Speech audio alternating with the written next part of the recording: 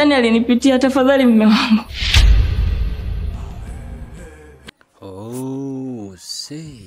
Kitu ambacho, hali ambayo anaipitia Pascal kwa sasa itakushangaza hata wewe. Kama ni mara yako ya kwanza unaangalia video yetu, basi onyesha support yako, onyesha upendo wako hapo chini ya video kwa kugusa alama ya neno iliyoandikwa subscribe.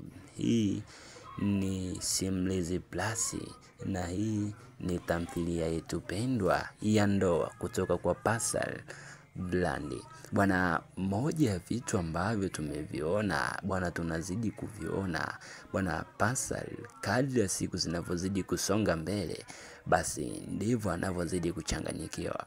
Kwa maana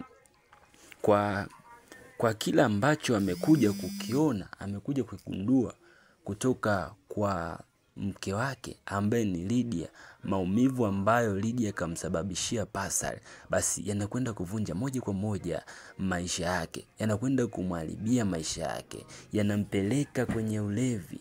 Anakuwa mlevi wa kupindukia, anafanya maamuzi ni kiasi kwamba anafanya maamuzi hata ambayo yeye mwenyewe alikuwa hajatarajia.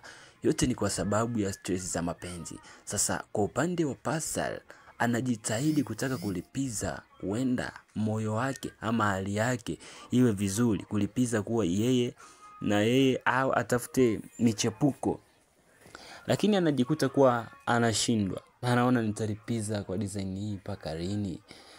Hata kama Lydia kanifanyia hivi, lakini mimi siwezi kuendelea ama siwezi kulipiza kumfanyia kama ninavyotaka mimi.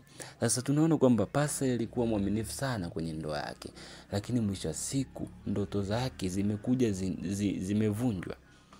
zimevunjwa tena na mke wake ambaye ni Lydia. Bwana, Pascal alikuwa na upendo wa kweli kwa Lydia.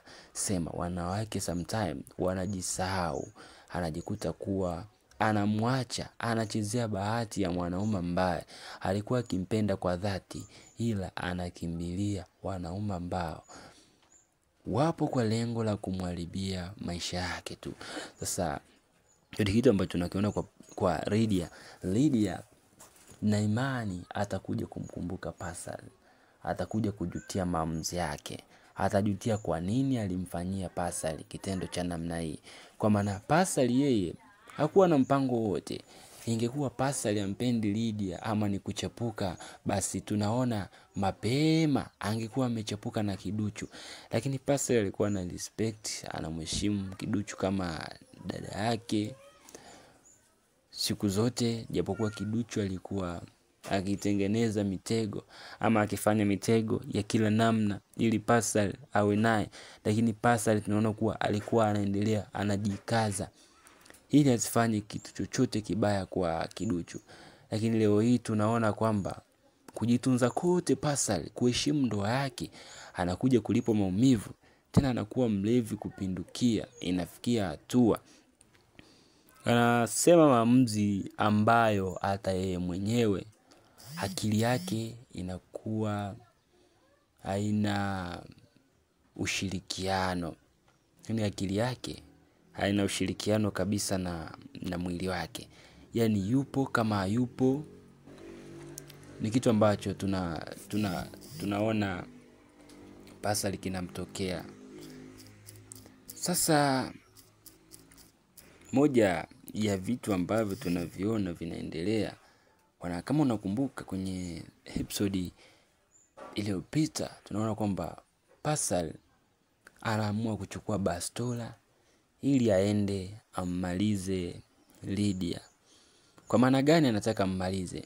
Mimi na imani kama ni tukio la kweli, kama sio njozi, Pascal kutaka kummaliza ama kumuua Lydia, basi na yeye atakuwa tayari kashachukua maamuzi ya kutaka kujiua.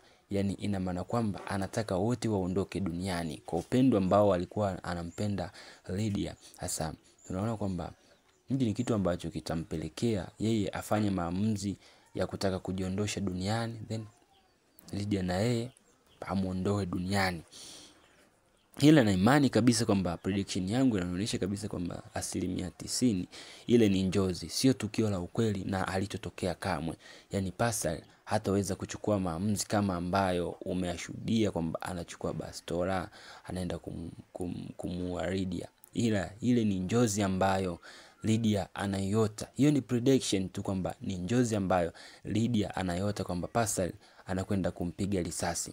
Lakini nataka nikupe prediction nyingine kwamba at the time, mwisho wa siku tunaona kwamba Pascal atakuja kupata mtu wa kumfariji, yani atakutana na Kiduchu kwa mara nyingine tena, na Kiduchu ndo atakuwa mtu wa kumfariji, na mwisho wa siku wataingia kwenye relationship. Yani Pascal pamoja na Kiduchu wataingia kwenye ndoa na maisha yao yatakuwa mazuri tu kama kawaida, wataheshimiana. So unaona kule kijijini kwamba Kiduchu ametafutiwa bwana lakini bado anakataa. Yani hahitaji bwana yoyote kwa maana anajua mtu ambaye alikuwa akimpenda. Unajua hakuna mtu ambaye anaheshimu hisia zake kama mwanamke. Kuna mwanamke anaheshimu sana hisia zake. Yani anaweza akamngoja mwanaume ambaye hata mwanaume ambaye alikuwa ategemei kwamba hatakuwa na yeye kulingana, si unajua kila mtu ana hisia zake. Kwa hiyo huwezi ukakaa zaidi ya mwaka mmoja bila kufanya mapenzi, bila kufanya kitu kama hicho.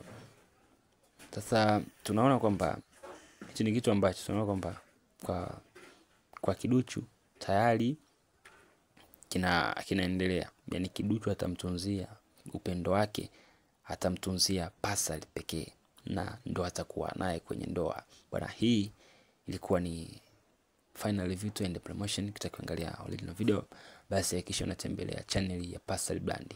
Hii ni Simulizi Plus. Asanteni sana. Tukutane kwenye video ijayo.